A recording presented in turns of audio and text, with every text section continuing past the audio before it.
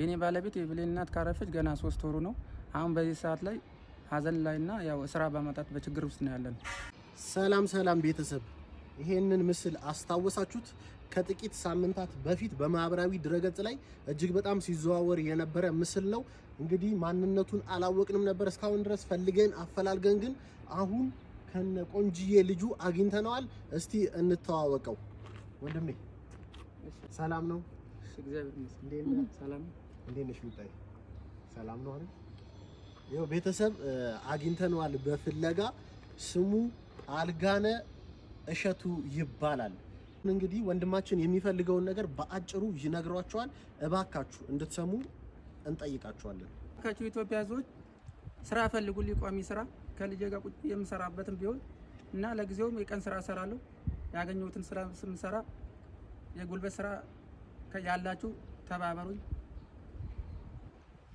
እና ልተባበሩኝ ነው የምፈልገው። ስራ የለኝም፣ ቋሚ ስራ ከልጄ ጋር እየዞርኩ ነው ቀን ስራ የምሰራው። እንግዲህ እንደምትመለከቱት ከልጁ ጋር ነው ያገኘነውም። ምስሉ ላይም እንደነበረው በጣም ያሳዝናል። የሚያሳዝን ሁኔታ ነው ያለበት ወንድማችን።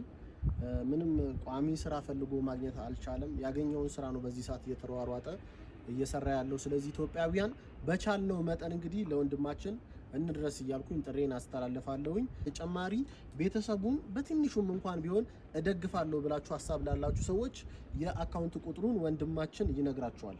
የኢትዮጵያ ንግድ ባንክ ነው 1018 65 7 88 33 አልጋነ እሸቱ።